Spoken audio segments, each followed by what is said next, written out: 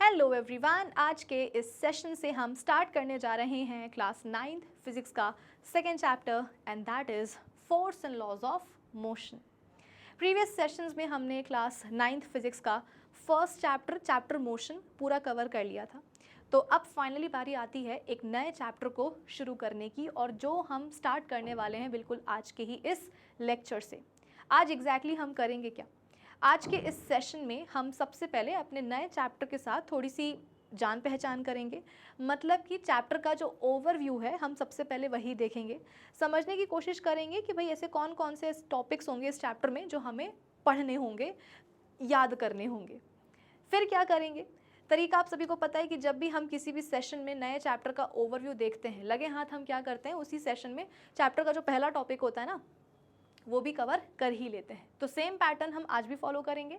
Chapter के overview को देखने के बाद चैप्टर का जो पहला टॉपिक है फोर्स, कि फोर्स एग्जैक्टली क्या चीज़ है, ये भी हम आज के ही इस लेक्चर में कवर करेंगे। मतलब कि आज मैं आपको पढ़ाऊंगी, समझाऊंगी कि बेटा फोर्स एग्जैक्टली क्या चीज़ है। तो बस यही है हमारे आज के इस सेशन का टारगेट। होपफुली आप सभी को समझ में आया होगा। तो अब एक काम करते हैं ना, अपने इसी टारगेट को अचीव करने के लिए आइए करते हैं अपने सेशन की शुरुआत। So this is Vibhuti Khare, welcome to definite success Pathshala, एक ऐसा प्लेटफॉर्म जहाँ पर आपको प्रोवाइड करवाई जाती है एकदम क्वालिटी एजुकेशन। एक ऐसा प्लेटफॉर्म जहाँ पर एक चीज़ डेफिनेट है और वो है आप सभी की सक्सेस। तो इसी अच्छी बात से हम शुरू करते हैं आज का हमारा ये सेशन, जहाँ से हम शुरू करने जा रहे हैं क्लास 9th फिजिक्स का एक और बढ़िया सा chapter and that is force and laws of motion. Okay, चलो फिर आ जाओ, कहानी की शुरुआत करते हैं नए चैप्टर के साथ, ब्रांड न्यू चैप्टर के साथ, that is force and laws of motion. अच्छा, इससे पहले कि हम अपने इस चैप्टर के ओवरव्यू की तरफ बढ़ें, एक छोटी सी बात इस चैप्टर के बारे में मैं आपको पहले ही बता देना चाहती हूँ। बात दरअसल ये है बेटा कि ये जो अपन चैप्टर पढ़ने वाले हैं ना आज, ये बहुत ही क्यूट सा, बहुत ही स्वीट सा चैप्टर है। अब आप बोलोगे कि मैम अभी तक तो आपने ये चैप्टर हमें ठीक से पढ़ाना शुरू करा भी नहीं है और अभी से आपने इस चैप्टर की तारीफ़ें करनी शुरू कर दी हैं, क्यूट बोल दिया, स्वीट बोल दिया, ऐसा क्यों? ऐसा इसलिए बेटा क्योंकि चैप्टर लिटरली ऐसा है कि इसकी मतलब तारीफ़ करना तो बनती है। बात यह है कि ये चैप्टर बहुत लेंदी नहीं है, छोटा सा चैप्टर है। छोटा चैप्टर होने का मतलब ये है कि इस चैप्टर में ना टॉपिक्स कम हैं जो आपको पढ़ने होंगे, और जो टॉपिक्स हैं भी वो बहुत ही ईजी हैं कि अगर आपने सारे सेशंस में मैं जो भी आपसे बातें करूँगी, अगर वो बातें आपने ध्यान से सुन ली, समझ ली, तो चैप्टर के सारे टॉपिक्स, सारे कॉन्सेप्ट्स आपको बहुत ही आसानी से समझ में आने वाले हैं। तो कुल मिलाकर के आपके लिए, आप सभी बच्चों के लिए ये चैप्टर हो जाता है एकदम easy peasy lemon squeezy type का चैप्टर, कि छोटा भी है और जो टॉपिक्स हैं वो बहुत ही आसान से हैं। प्लस क्योंकि ये फिज़िक्स का चैप्टर है, इसमें कुछ फॉर्मूले भी आएंगे, उन फॉर्मूले के ऊपर न्यूमेरिकल्स भी बन जाते हैं। तो ये चैप्टर कहीं ना कहीं आप सभी के लिए स्कोरिंग भी हो जाता है। ये मेरा एक्सपीरियंस है। मैं हर साल बच्चों को साइंस का सिलेबस कंप्लीट करवाने के बाद पूछती हूँ कि बताओ बेटा क्लास 9th साइंस के सिलेबस में तुम्हारा फेवरेट चैप्टर कौन सा रहा? तो बच्चे जो है ना, मतलब अधिकतर बच्चे यही बोलते हैं कि ma'am force and laws of motion chapter हमारा फेवरेट चैप्टर है, क्योंकि उसको पढ़ने में हमें बिल्कुल भी दिक्कत नहीं आई है। ये बात मैंने आपको पहले ही बता दी, ठीक है? इसलिए बता दी ताकि थोड़ा सा आपका इंटरेस्ट जागे चैप्टर को लेकर के, क्योंकि कई बार बच्चे ऐसे बोलते हैं कि अरे यार मैम एक और नया चैप्टर, एक और नया चैप्टर है कि ख़त्म होने का नाम ही नहीं ले रहे हैं, सिलेबस है कि ख़त्म होने का नाम ही नहीं ले रहा है। तो शुरुआत से ही मैं ये चाहती हूँ कि आपका जो इंटरेस्ट है इस चैप्टर को लेकर के बढ़ा रहे, ठीक है, कम ना हो, पढ़ाई में बेसिकली मन आपका लगा रहे, ठीक है। तो मेरी ये बातें सुनने के बाद मैं ये मान के चलती हूँ कि अब आपका जो है मन लग गया होगा पढ़ाई में। तो आ जाओ फिर अपन शुरुआत जो है कर देते हैं और बात करते हैं चैप्टर के ओवरव्यू के ऊपर, यानी कि चैप्टर का जो इंट्रोडक्शन है। आ जाओ देख लेते हैं। बातों ही बातों में हुआ क्या है कि मैंने आपको चैप्टर का जो पहला टॉपिक है वो बता दिया है। क्या बता दिया है? अरे भैया चैप्टर का पहला टॉपिक है फोर्स। देखो बच्चों, बात ऐसी है कि इस पूरे चैप्टर में हम बात करते हैं फोर्स के ऊपर। उसके अलावा 3 लॉज होते हैं, ज़्यादा नहीं, 3 लॉज होते हैं जो एक ऑब्जेक्ट के मोशन को गवर्न करते हैं। तो उन तीनों लॉज के ऊपर भी हम बात करते हैं इसी चैप्टर में। चैप्टर तो बेटा पढ़ना ही है, समझना ही है। सबसे पहले ये तो देख लो कि चैप्टर में हम बात किसके ऊपर करते हैं। तो एक हम बात करते हैं फोर्स के ऊपर, ठीक है, और दूसरा हम किसके ऊपर बात करते हैं, 3 लॉज जो कि एक ऑब्जेक्ट के मोशन को गवर्न करते हैं, उन तीनों लॉज के ऊपर अपन बात करते हैं, ठीक है। लेकिन हाँ, लॉज अपन बाद में पढ़ेंगे। सबसे पहले हमें समझना होगा फोर्स के बारे में कि फोर्स एग्जैक्टली क्या चीज़ है। देखो, अगर मैं आपसे पूछूं कि बेटा क्या तुमने कभी किसी फोर्स को देखा है, तुम खुद से ये मतलब सवाल तुमसे मैं पूछ रही हूँ और तुम इसका जवाब मुझे खुद से सोच करके देने की कोशिश करो कि मैम ने हमसे पूछा कि क्या हमने कभी फोर्स को देखा है, तो आप बोलोगे कि नहीं मैम, हमें तो ऐसा याद आ नहीं रहा है कि अब तक कि हमने अपनी लाइफ में कभी फोर्स को देखा है। अरे तुमने क्या, अगर तुम मुझसे पूछोगे कि मैम आपने कभी किसी फोर्स को देखा है क्या, तो मैं बोलूँगी नहीं बेटा मैंने तो नहीं देखा, तुमसे तो मैं बड़ी हूँ ना। तो तुमने तो क्या, मैंने भी नहीं देखा अब तक की अपनी ज़िंदगी में। और सिर्फ मैंने नहीं बेटा, तुमने नहीं, दुनिया में किसी ने भी फोर्स को नहीं देखा है। क्या फोर्स कोई खाने वाली चीज़ है कि किसी ने उसको टेस्ट किया हुआ है?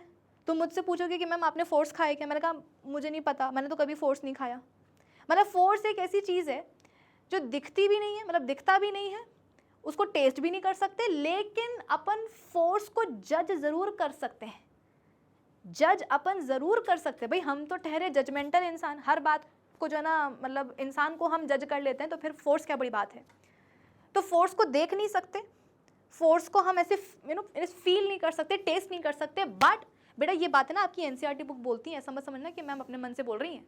अभी अपन क्या करेंगे, एनसीईआरटी भी जो है ना साथ में रीड करते हुए चलेंगे, तो तुमको मैं ये लिटरली ये सेंटेंसेस जो है ना एनसीईआरटी के, तुमको मैं रीड करवाऊंगी कि एनसीईआरटी तुमसे ये बात खुद बोलती है कि भैया फोर्स को कोई देख नहीं सकता, फोर्स को एज सच कोई फील नहीं कर सकता, कोई टेस्ट नहीं कर सकता, लेकिन उसको हम जज ज़रूर कर सकते हैं। कैसे जज कर सकते हैं?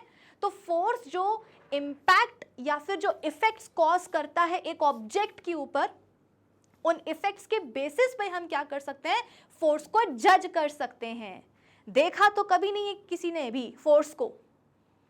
तुम चाहे किसी से भी जाकर के पूछ लो कि भैया फोर्स देखा क्या, भैया फोर्स देखा क्या, तो तुमको बोलेगा कि क्या पगला इंसान है, फोर्स दिखता है क्या ऐसे। लेकिन फोर्स को जज जरूर किया जा सकता है, किसके बेसिस पर, तो वो जो फोर्स इफेक्ट्स कॉज करता है ना एक ऑब्जेक्ट के ऊपर, उन इफेक्ट्स के बेसिस पर। अभी हो सकता है कि आपको मेरे इस सेंटेंस का मतलब ना समझ में आ रहा हो कि मैम फोर्स इफेक्ट्स कॉज करता है ऑब्जेक्ट के ऊपर, क्या मतलब हुआ। कोई बात नहीं, कोई बात नहीं, ज़रूरी नहीं है कि चैप्टर के पहले ही लेक्चर में तुमको A to Z सारी बातें समझ में आ जाएं, ठीक है। जैसे जैसे सेशंस आते जाएंगे, अपन अपने चैप्टर में प्रोसीड करेंगे, तुम्हें चीज़ें समझ में आती जाएंगी, ठीक है।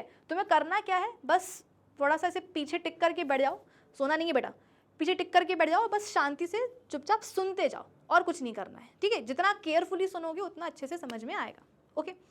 अब क्योंकि वही वाली बात है कि फोर्स को किसी ने देखा नहीं, सुना नहीं, समझा नहीं, तो बड़े बड़े जो बेटा अपने साइंटिस्ट लोग थे, फिलोसोफर्स थे, गैलीलियो गैलीलाई, न्यूटन साहब, ये सब जो है बिल्कुल मतलब टेंशन में थे कि यार फोर्स क्या है, फोर्स क्या है, फोर्स क्या है। अब तुम्हारी एनसीईआरटी बुक में ज़्यादा डिटेल नहीं दिया है, वरना मैं तुमको ये भी बताती कि सर न्यूटन ने क्या बोला था फोर्स के बारे में, सर गैलीलियो गैलीलाई ने क्या बोला था फोर्स के बारे में। ये सब तुम्हारी एनसीईआरटी बुक में नहीं है। लेकिन हाँ, एनसीईआरटी ने ये ज़रूर बोला है कि जो बड़े बड़े साइंटिस्ट और जो फिलोसोफर थे ना, ये भी फोर्स के बारे में जानने के लिए बहुत ही क्यूरियस थे, है ना, समझने के लिए बहुत ही ऐसे थे कि यार क्या है, क्या है, क्या है। सब ने अपने अपने स्टेटमेंट्स दिए, फिलॉसफीज़ दी, बट वो आपके सिलेबस में नहीं है, इसलिए मैं उसके ऊपर ज़्यादा बात नहीं करूँगी। बट हाँ, आपको ये समझना ज़रूरी है कि फोर्स ये मत समझना कि कोई बहुत ही नई क्वांटिटी है, ठीक है, जिसके बारे में हम अभी अभी बात करना शुरू कर रहे हैं, नहीं।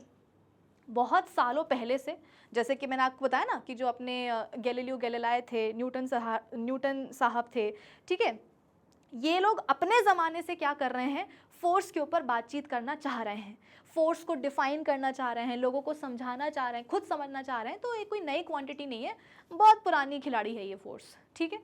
इतना तुम्हें समझ में आया। हाँ, तो अभी तक तुमको मैंने जो याद रखने वाली बातें बोली हैं वो क्या बोली हैं कि फोर्स एक ऐसी क्वांटिटी है जिसे हम टच नहीं कर सकते एज सच, ठीक है, उसे हम ऐसे फील नहीं कर सकते, देख नहीं सकते, बट हाँ फोर्स को हम जज ज़रूर कर सकते हैं। किस बेसिस पर, वो जो इफेक्ट्स कॉज करता है एक ऑब्जेक्ट के ऊपर, उस बेसिस पर। एक बेसिक एग्जांपल से मैं तुमको समझाने की कोशिश करती हूँ। यहाँ पर देखो, जैसे कि मान लो यहाँ पर दो बड़े बड़े भारी डब्बे रखे हुए हैं, बॉक्सेस रखे हुए हैं, ठीक है, और हर एक डब्बे का सपोज वजन कितना है, 50 kg है, 50 kg, मतलब ये भी बॉक्स कितने का है, 50 kg का है, और ये भी कितना है, 50 kg का है, ठीक है। अब तुम जितने भी बच्चे देख रहे हो उनमें से मैंने कोई 2 बच्चों को पकड़ा, मेरे वो क्या बन गए, वॉलंटियर बन गए, ठीक है। एक था टिंकू, एक था पिंकू, एक था टिंकू, एक था पिंकू, इन 2 बच्चों को मैंने पकड़ा और मैंने इनको बोला कि सुनो बेटा, मेरी जो थोड़ी सी हेल्प कर दो, मुझे कुछ और काम है, मैं लेट हो रही हूँ, लेकिन मैं ये चाहती हूँ कि ये दोनों बॉक्सेस कहाँ आ जाएँ, यहाँ से जो है यहाँ आ जाएँ, ठीक है। भाई बात ये है कि दोनों बॉक्सेस मेरे ही हैं, 50-50 किलो के, ठीक है, और मैं ये चाहती हूँ कि दोनों बॉक्सेस यहाँ से यहाँ आ जाएँ, बट मेरे पास टाइम नहीं है। तो मैंने टिंकू पिंकू से हेल्प मांगी कि बच्चों क्या तुम मेरे लिए ये दोनों बॉक्सेस को यहाँ से यहाँ ले आओगे। तो इन दोनों ने बोला कि मैम हाँ, कोई दिक्कत की बात नहीं है, आप जाओ अपना काम करो, जब तक आप वापस आओगे तब तक बॉक्सेस आपके यहाँ से यहाँ तक डेस्टिनेशन तक पहुँच जाएंगे। मैंने कहा ओके।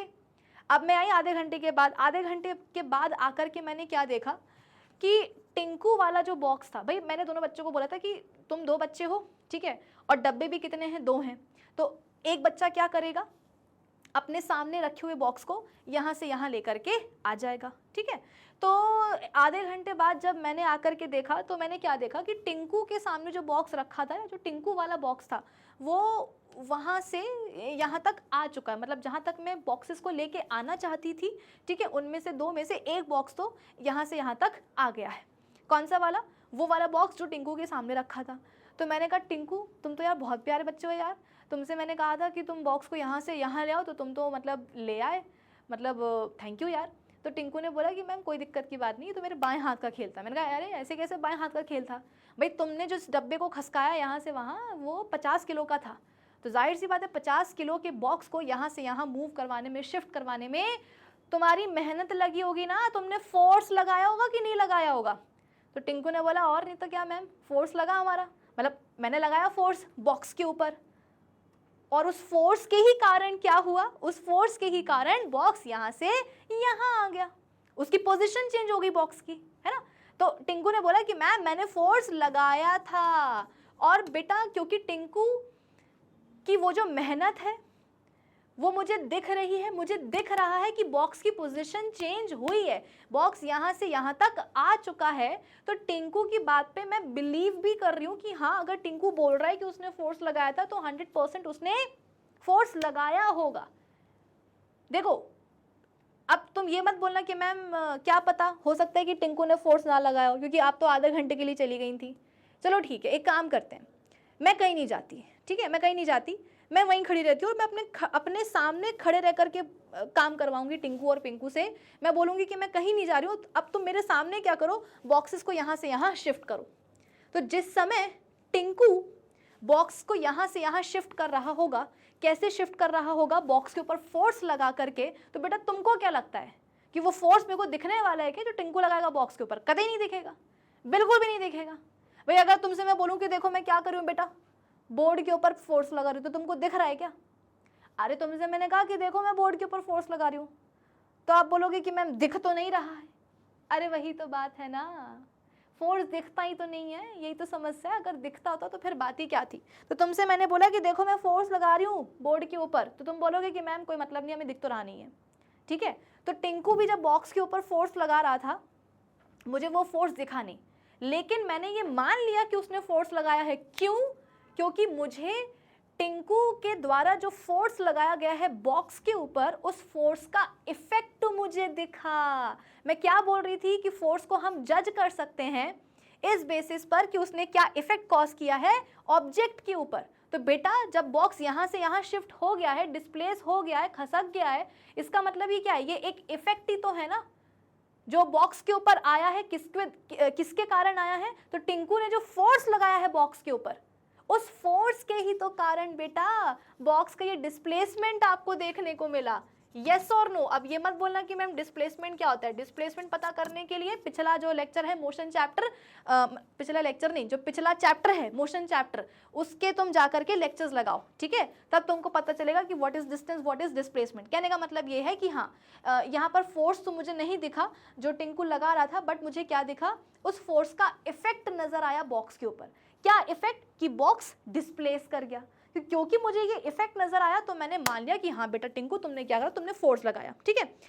अब इसके बाद में मैंने पकड़ा किसको, पिंकू को, कि मैंने कहा इधर आओ पिंकू, है टिंकू ने मेरा कहना मान लिया, मेरी हेल्प कर दी, तुमने क्यों नहीं करी, तुम जो है ना क्यों बॉक्स को यहाँ से यहाँ तक लेकर के नहीं आए। तो पिंकू ने बोला कि मैम इसमें मेरी गलती नहीं है, आपका बॉक्स बहुत ही भारी है, 50 kg का बॉक्स है, और ऐसा नहीं कि मैंने मेहनत नहीं करी है, मैंने फोर्स लगाया था, मैंने फोर्स लगाया था, पर वो बॉक्स खिसका नहीं, डिस्प्लेस नहीं हो पाया। तो मैंने कहा कि तुम झूठ बोल रहे हो, हैं टिंकू ने भी तो फोर्स लगाया ना, तब जाकर के बॉक्स डिस्प्लेस हुआ है, तुम बोल रहे हो कि तुमने भी फोर्स लगाया, तो अगर फोर्स लगाया है तो फिर बॉक्स डिस्प्लेस क्यों नहीं हुआ, इफेक्ट क्यों नहीं नजर आया मुझे तुम्हारे फोर्स का बॉक्स के ऊपर।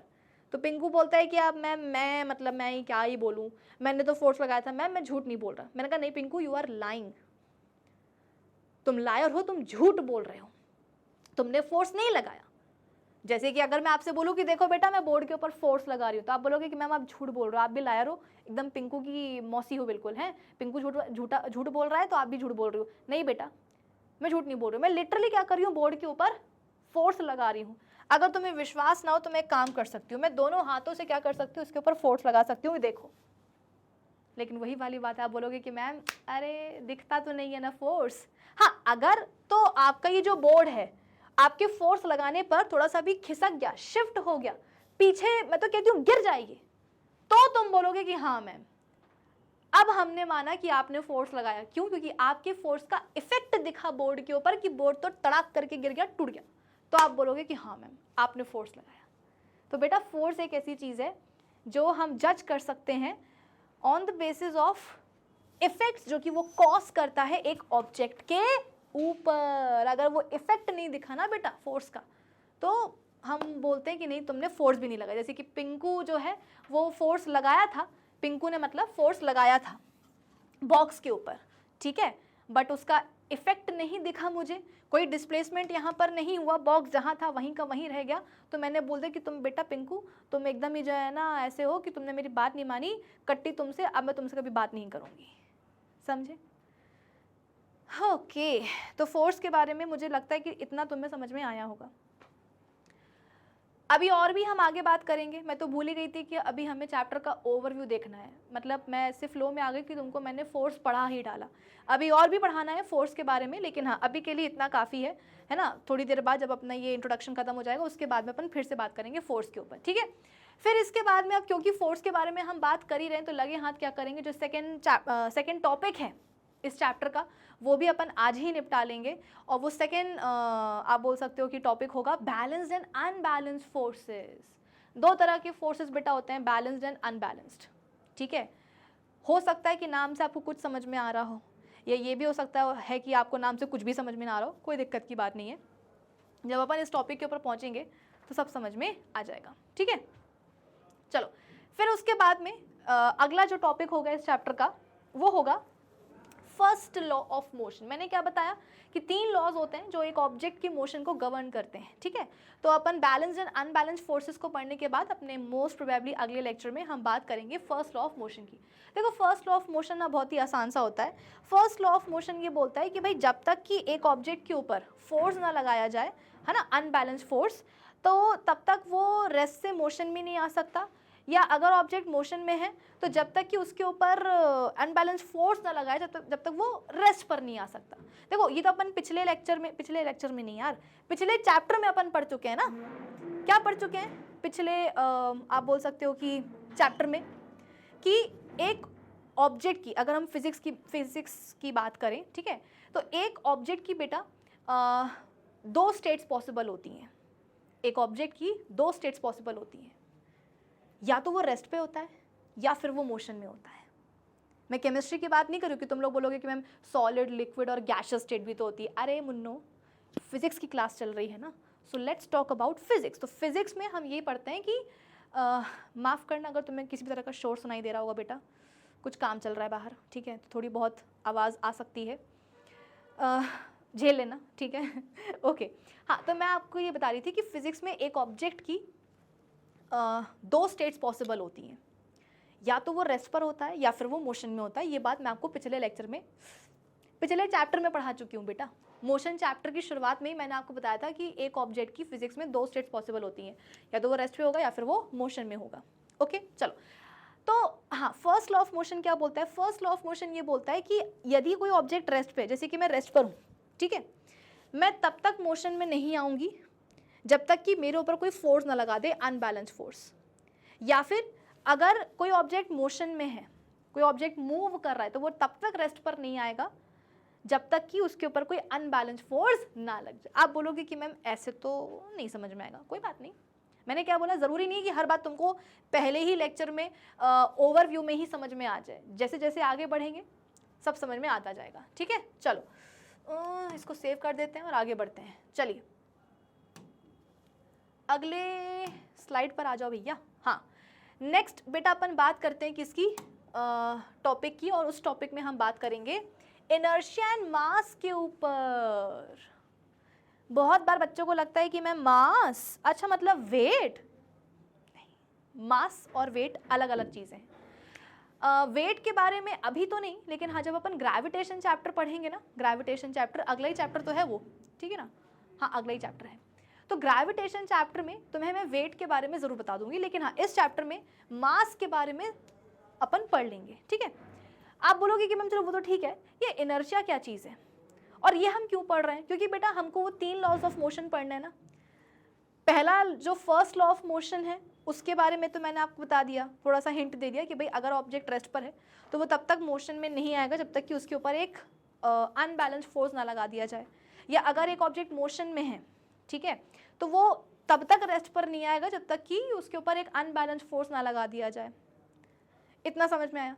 अब क्योंकि हमें सेकेंड लॉ ऑफ मोशन भी पढ़ना है, तो सेकेंड लॉ ऑफ हाँ चलो ठीक है, सेकेंड लॉ ऑफ मोशन भी हमें पढ़ना है, ठीक है। अच्छा हाँ, सेकेंड लॉ ऑफ मोशन बोलता क्या, ये देखो, F is equals to ma बोलता है। Second law of motion F is equals to ma बोलता है। अब आप बोलोगे कि मैम ये क्या चीज़ है, तो देखो बेटा जिस अपन फोर्स की बात कर रहे हैं ना इस पूरे चैप्टर में, उस फोर्स को अपन कैपिटल F से ही डिनोट करते हैं। M का मतलब होता है मास, जो मैं आपको पढ़ाऊंगी, और A का मतलब आपको ऑलरेडी पता है, अरे पिछले चैप्टर में पढ़ा है ना, एक्सेलरेशन, ये वही एक्सेलरेशन। यानी कि सेकेंड लॉ ऑफ मोशन जो होता है बेटा, वो हमें फोर्स जो लगा है ऑब्जेक्ट के ऊपर, ऑब्जेक्ट का मास और ऑब्जेक्ट के मोशन में जो एक्सेलरेशन पैदा हुआ है, इन तीनों के बीच में रिलेशन बताता है। क्या बोल दिया मैंने? सेकेंड लॉ ऑफ मोशन क्या करेगा, एक ऑब्जेक्ट के ऊपर जो फोर्स लग रहा है उस फोर्स के बीच में, ऑब्जेक्ट का जो मास है उसके बीच में, और फोर्स लगने के कारण ऑब्जेक्ट के मोशन में जो एक्सेलरेशन पैदा हुआ है, इन तीनों के बीच में, यानी कि फोर्स, मास और एक्सेलरेशन के बीच में एक बढ़िया सा रिलेशन निकाल करके देता है कौन? Second law of motion. और वो रिलेशन क्या होता है? आपके सामने लिखा होता है, मतलब आपके सामने लिखा हुआ है F is equals to ma। ये रिलेशन बताता है सेकेंड लॉ ऑफ मोशन किस किस के बीच में? फोर्स, मास और एक्सेलरेशन के बीच में, ठीक है। हाँ, अब मैं आपको बताती हूँ इनर्शिया के बारे में कि व्हाट इज इनर्शिया। आप तो ये समझ लो कि इनर्शिया को अपन आम भाषा में अगर समझने की कोशिश करें, लेमन लैंग्वेज में, तो इनर्शिया का मतलब होता है आलस। जैसे कि देखो हर इंसान आलसी होता है। अब तुम ये मत बोलना कि नहीं नहीं मैम हम तो आलसी नहीं है, बेटा यकीन मानो हर एक इंसान आलसी होता है। हाँ, जो छोटे बच्चे होते हैं वो एकदम होते हैं एनर्जेटिक, कि दिन भर में एक रोटी खाएंगे और खेलेंगे ऐसे जैसे कि पता नहीं कितना खा करके बैठे हुए हैं, है ना। मैं उतने छोटे बच्चों की बात नहीं कर रही हूँ, मैं थोड़े बड़े बच्चों की बात कर रही हूँ, ठीक है। तो जो बड़े बच्चे होते हैं, है ना, आप, मैं, हम सब, तो बेटा हर इंसान में क्या होता है? आलस होता है। होता कि नहीं होता? जैसे कि अगर घर में आपका कोई छोटा भाई बहन है और आप बैठे हुए पढ़ाई करने के लिए, आपको लगी है प्यास, तो आप खुद उठ करके किचन में नहीं जाओगे पानी पीने के लिए, आप बोलोगे कि छोड़ो पानी लेकर के आना एक गिलास। होता है कि नहीं होता ऐसा? या अगर आपके मम्मा को चाहिए है, कुछ काम उनको करवाना है आपसे कि जाओ बेटा नमक खत्म हो गया है, घर में जाके नमक लेकर के आ, तो वो खुद नहीं जाएंगे, वो आपसे बोलेंगी, है ना। मतलब इसका मतलब ये नहीं कि मम्मा आलसी हैं, मम्मा आलसी नहीं है, बट ये कि हाँ वो भी काम करते करते थक जाती, तो उनको लगता है कि यार कोई और भी काम करे, क्या घर के सारे काम मैं ही करूँ क्या, लाइक दैट, ठीक है। तो कुल मिलाकर के कहने का मतलब ये है कि हर इंसान में होता है आलस, कुछ में कम होता है, कुछ में ज़्यादा होता है। ठीक वैसे ही जो अपने नॉन लिविंग ऑब्जेक्ट्स होते हैं, मतलब जिनमें जान नहीं होती है बेटा, जैसे कि ये ये टेबल हो गया है ना, ये बोर्ड हो गया, ये पेन हो गया, लाइक दैट। तो जितने भी अपने नॉन लिविंग ऐसे आर्टिकल्स होते हैं उनमें भी होता है आलस, और उस आलस को अपन फिजिक्स की भाषा में क्या बोलते हैं? इनर्शिया बोलते हैं। आई बात समझ में? तो आलस को ही अपन फिजिक्स की भाषा में बोलते हैं इनर्शिया। इनर्शिया और मास को समझना बहुत ज़रूरी है, तब जाकर के आपको फर्स्ट लॉ ऑफ मोशन बेहतर तरीके से समझ में आएगा। ठीक है, चलो तो अब अपन और थोड़े आगे बढ़ जाते हैं। आइए यहाँ से आगे बढ़ते हैं और बात करते हैं थर्ड लॉ ऑफ मोशन के ऊपर। ठीक है, अब आप बोलोगे कि मैम ये थर्ड लॉ ऑफ मोशन क्या बोलता है? फर्स्ट लॉ ऑफ मोशन क्या बोलता है वो बता दिया, सेकेंड लॉ ऑफ मोशन के बारे में भी मैंने बता दिया कि वो फोर्स, मास और एक्सेलरेशन के बीच में एक रिलेशन बताता है। थर्ड लॉ ऑफ मोशन क्या बताता है? थर्ड लॉ ऑफ मोशन बेटा विश्वास रखता है एक्शन और उसके रिएक्शन के ऊपर। जैसे कि तुम अगर कहीं गए हो और तुमने सामने वाले को जाकर के एक थप्पड़ लगा दिया, तो तुमको क्या लगता है वो तुम्हें मतलब पलट के रिएक्शन नहीं देगा क्या? कि तुमने जाकर के उसको एक थप्पड़ लगाया तो वो तुम्हें आकर के 4 लगा देगा कि ले आया बड़ा थप्पड़ मारने वाला, है ना? मतलब रियल लाइफ में तो ऐसे ही होता है, बट फिजिक्स में अगर हम देखें, फिजिक्स में ऐसा होता है कि अगर हम एक ऑब्जेक्ट के ऊपर फोर्स लगाते हैं तो जितना हमने फोर्स लगाया है एग्जैक्टली उतना ही फोर्स वो ऑब्जेक्ट पलट करके हम पर भी लगा देता है। यानी कि every action has an equal and opposite reaction.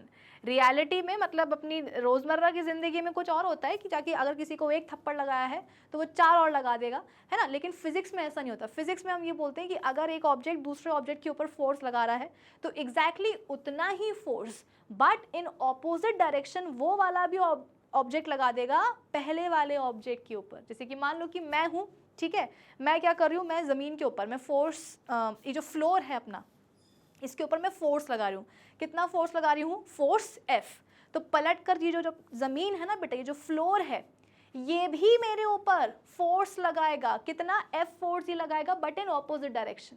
यानी कि मैंने फर्श पर फोर्स लगाया F, तो पलट करके फर्श ने भी मेरे ऊपर फोर्स लगा दिया F, बराबर बराबर, लेकिन ऑपोजिट इन डायरेक्शन। कि अगर मैंने फोर्स ऐसे लगाया है तो जो फ्लोर मेरे ऊपर फोर्स लगाएगा उसका डायरेक्शन ऐसे होगा, उल्टा होगा, ऑपोजिट होगा। आई बात समझ में? तो ये हमें कौन बताता है? ये हमें बताता है थर्ड लॉ ऑफ मोशन, यानी कि every action has an equal and opposite reaction. ठीक है, फिर उसके बाद में एक आखिरी टॉपिक जो इस चैप्टर का हम पढ़ेंगे वो होगा कंजर्वेशन ऑफ मोमेंटम। अब आप बोलोगे कि मैम ये तो मोमेंटम ही नहीं पता, तो उसको हम कंजर्व क्या करेंगे? देखो मैं बताती हूँ। मोमेंटम का मतलब क्या होता है? एक ऑब्जेक्ट का मास और उसकी वेलोसिटी का प्रोडक्ट, है ना? मतलब मास इनटू वेलोसिटी, एक ऑब्जेक्ट का मास और उसकी वेलोसिटी को आप मल्टीप्लाई कर दो तो वो क्या आ जाएगा? उसका मोमेंटम आ जाएगा। अब उस मोमेंटम को हमें क्या करना होता है? कंजर्व करना होता है। ये इतने मतलब ये समझ लो कि मैं इसे 2 मिनट में इसको ऐसे नहीं समझा सकती हूँ। हाँ, मोमेंटम मैंने आपको बता दिया कि मोमेंटम का मतलब क्या होता है, ठीक है, क्योंकि सवाल मोमेंटम के ऊपर भी बनते हैं, न्यूमेरिकल्स जो ना बन जाते हैं कि कैलकुलेट ऑब्जेक्ट का मोमेंटम, ठीक है, तो वो मैंने आपको बता दिया कि आप कैसे करोगे, उसका मास और उसकी वेलोसिटी को मल्टीप्लाई कर देना। अब इस मोमेंटम को कंजर्व कैसे किया जाता है? कोई लॉ है क्या जो हमें मोमेंटम को कंजर्व करने के लिए बोलता है? ये सारी बातें मैं आपको बताऊंगी कब? जब अपन इस पर्टिकुलर टॉपिक के ऊपर बात करेंगे। चलिए, तो यहाँ पर बेटा चैप्टर का जो वो पूरा ओवरव्यू है, जो इंट्रोडक्शन है, ये होता है ख़त्म। और जैसा कि मैंने आपको बताया था, क्या बताया था कि एक बार ओवरव्यू देख ले, फिर अपन क्या करेंगे, जो पहला टॉपिक है ना चैप्टर का, फोर्स, उसको भी लगे हाथ निपटा ही लेंगे। और क्योंकि फोर्स पढ़ाना है तो फिर मैं आपको बैलेंस एंड अनबैलेंस फोर्सेस भी पढ़ा ही दूंगी, ठीक है। और कुछ सवाल भी बनते हैं बेटा बैलेंस एंड अनबैलेंस फोर्सेस के ऊपर, वो भी मैं आपको सॉल्व करवा दूंगी, अभी करवा दूंगी, ठीक है। चलो आ जाओ बेटा, फटाक से अपन बात करते हैं, आ जाओ फोर्स के ऊपर। तो जैसा कि मैंने आपको सेशन में कुछ देर पहले समझाने की कोशिश करी है कि फोर्स एक ऐसी क्वांटिटी, एक ऐसी चीज़ है जो दिखती तो नहीं है, अनफॉर्चुनेटली आप उसको ऐसे फील, उसको आप ऐसे टच तो नहीं कर सकते हो, बट हाँ फोर्स को हम जज ज़रूर कर सकते हैं on the basis of the effects जो कि वो कॉज करेगा एक ऑब्जेक्ट के ऊपर, ठीक है। उसके अलावा बचपन से, मतलब कितने बचपन से, जूनियर क्लासेस में आपने फोर्स के बारे में पढ़ा होगा। इनफैक्ट आज भी आपकी एनसीईआरटी बुक, क्लास 9th में जो आप एनसीईआरटी बुक पढ़ते हो ना, वो आज भी फोर्स के लिए वो यही बोलती है कि द पुल और push on a body is called force. ये डेफिनेशन आप बचपने से पढ़ते आ रहे हैं, जूनियर क्लासेस से। इनफैक्ट क्लास 9th की जो एनसीईआरटी बुक है वो भी यही बोलती है, आज तक वो यही बोलती है। एनसीईआरटी उसके आगे बढ़ ही नहीं पा रही है। एनसीईआरटी बोलती है कि भैया मैं तो ऐसे ही बोलूँगी, ठीक है, मैं तो ऐसी हूँ। तो ठीक है भाई, अब जो एनसीईआरटी बोलेगी वो तो हमें पढ़ना ही पड़ेगा। तो एनसीईआरटी क्या बोलती है कि एक ऑब्जेक्ट के ऊपर जो आप धक्का लगाते हो, ये जब उसको खींचते हो, बेटा पुश का मतलब क्या होता है, धक्का लगाना, पुल का मतलब क्या होता है, खींचना। तो आप जब एक ऑब्जेक्ट को धक्का मारते हो या उसको अपन खींचते हैं, तो जो धक्का मारा गया है, वो जो पुश किया गया है, वो जो पुल किया गया है, ये पुल और पुश क्या है, ये फोर्स ही तो है। ये बचपन से डेफिनेशन चली आ रही है और आपको 9th में भी पढ़नी होती है। और जो एक एडवांस डेफिनेशन है फोर्स की, तो वो तो बेटा मैं आपको सेशन के शुरुआत से ही बताती आ रही हूँ। क्या कि फोर्स एक ऐसी क्वांटिटी है जिसको आप टच नहीं कर सकते, जिसको आप फील नहीं कर सकते, जिसको आप ऐसे देख नहीं सकते, बट उसको जज कर सकते हो किसके बेसिस पर, इफेक्ट्स के बेसिस पर, जो कि वो कॉज करता है एक ऑब्जेक्ट या एक बॉडी के ऊपर। बेटा ये हो गई एक एडवांस डेफिनेशन फोर्स की। देखो मैं कितनी देर से आपको एक ही एक सेंटेंस बोलते जा रही थी। वो एक्चुअली सेंटेंस था क्या बेटा, वो फोर्स का आप बोल सकते हो कि डिफाइन करने का एक थोड़ा सा हायर लेवल था। क्योंकि अभी तक तो आपकी एनसीईआरटी बुक यही बोलती है कि हाँ भाई, जो धक्का मारा गया है ऑब्जेक्ट को, जो उसको खींचा गया है, वही क्या है, वो पुश और पुल क्या है, फोर्स है। ठीक है। A force cannot be seen, a force can be judged only by the effects which it can produce in various objects या bodies around us. ओके चलो, अब मन में ऐसा ख्याल, आवाज़ आ रही होगी ना तुम्हें, थोड़ा सा बेटा एडजस्ट कर लो, क्या करें, काम चल रहा है ना। हाँ, तो मैं ज़ोर से बोलने की कोशिश तो कर रही हूँ, बट फिर भी थोड़ा सा देख लेना, ठीक है। हाँ, तो अब तुम्हारे मन में एक सवाल आ रहा होगा कि मैम ये फोर्स करता क्या है। चलो ठीक है, देख नहीं सकते, ये नहीं कर सकते, वो नहीं कर सकते, छू नहीं सकते हैं, ठीक है। लेकिन ठीक है, हमने एक जो बेसिक डेफिनेशन बचपन से पढ़ते आ रहे हैं वो भी देख ली, जो एडवांस थोड़ा सा आप बोल सकते हो कि पॉइंट है फोर्स के ऊपर, ठीक है, हमने वो भी देख लिया। अब एक मन में ख्याल आ ही रहा होगा कि मैम एग्जैक्टली फोर्स करता क्या है। तो आ जाओ अपन समझ लेते हैं। यहाँ पर कुछ पॉइंट्स है बेटा फोर्स के बारे में, जो आपको पढ़ाने मतलब बेहद ज़रूरी हैं। जब ये पढ़ोगे ना तभी आपको चीज़ें समझ में आएंगी। पहला पॉइंट देखो, a force can move a stationary body. बिल्कुल सही बात है भाई, सवाल क्या है, यही तो ना कि मैम फोर्स क्या करता है आखिर। तो मान लो कि ये एक स्टेशनरी का मतलब पता है ना, रेस्ट पर है ना। तो मान लो कि ये पेन रेस्ट पर है, अब मैं इसको बोल रही हूँ कि सुनो पेन उठ के वहाँ जाओ, तुमको क्या लगता है मेरे इतने बोल देने से ये यहाँ से वहाँ चला जाएगा क्या? तो आप बोलोगे कि मैम ऑब्वियसली पेन यहाँ है, ये रेस्ट पर है, स्टेशनरी ऑब्जेक्ट है, ये कहाँ खुद से जाने वाला है। मैं इसको घूर रही हूँ, मैं इसको डांट रही हूँ, मैं इसको मतलब अच्छे से जो है ना इसको मैं डरा रही हूँ कि भाग जाओ यहाँ से, लेकिन ये जाएगा क्या? क्या ये मोशन में आएगा? ऑब्वियसली नहीं। और अगर मैंने इसको थोड़ा सा स्लाइटली ऐसे स्लैप कर दिया, ज़्यादा ज़ोर से नहीं करूँगी बेटा, वो उड़ ही जाएगा वहाँ पे, ठीक है ना। अगर मैंने इसको थोड़ा सा ऐसे हिट कर दिया, मार दिया, तो क्या होगा? फिर तो ये वहाँ से वहाँ जाएगा ना। मतलब कि अरे ये मारना, स्लैप या कुछ भी करो, इसका मतलब क्या है, हिट करने का मतलब क्या है कि यदि मैंने उसके ऊपर फोर्स लगा दिया तो फिर तो ये मोशन में आ जाएगा कि नहीं आ जाएगा? ऐसे मोशन में आएगा कि कहाँ उड़ ही जाए बिल्कुल ही, नहीं दूसरे कमरे में आके गिर जाएगा। वही तो यहाँ पर यही पॉइंट तो लिखा हुआ है कि एक फोर्स क्या कर सकता है, एक रेस्ट पर पड़े हुए ऑब्जेक्ट को मोशन में ला सकता है। जैसे कि तुम पड़े हो बिल्कुल ही काउच के ऊपर, बिंज वॉच कर रहे हो नेटफ्लिक्स, ठीक है, संडे का दिन है, बारिश का माहौल है। अब मम्मी बोल रही है कि बेटा काम कर ले, नहा लो, ये कर लो, वो कर लो, बेटा उठ नहीं रहा है। और फिर जहाँ मम्मी गुस्से में आई, जहाँ मम्मी का फोर्स तुम्हारे ऊपर लगा, वहीं के वहीं उठोगे, चाहे क्लाइमैक्स सीन क्यों ना चल रहा हो, वहीं के वहीं उठोगे और तुरंत जाओगे अपने कमरे में, नहा धो करके आना, मतलब अपना काम जो है करना तुम शुरू कर दोगे, मतलब तुम रेस्ट से मोशन में आ जाओगे, है कि नहीं। तो एक फोर्स का लगना बेटा ज़रूरी है। एक फोर्स ही क्या कर सकता है, रेस्ट पर पड़े हुए ऑब्जेक्ट को मोशन में लेकर के आ सकता है। एक क्वालिटी तो फोर्स की ये हो गई।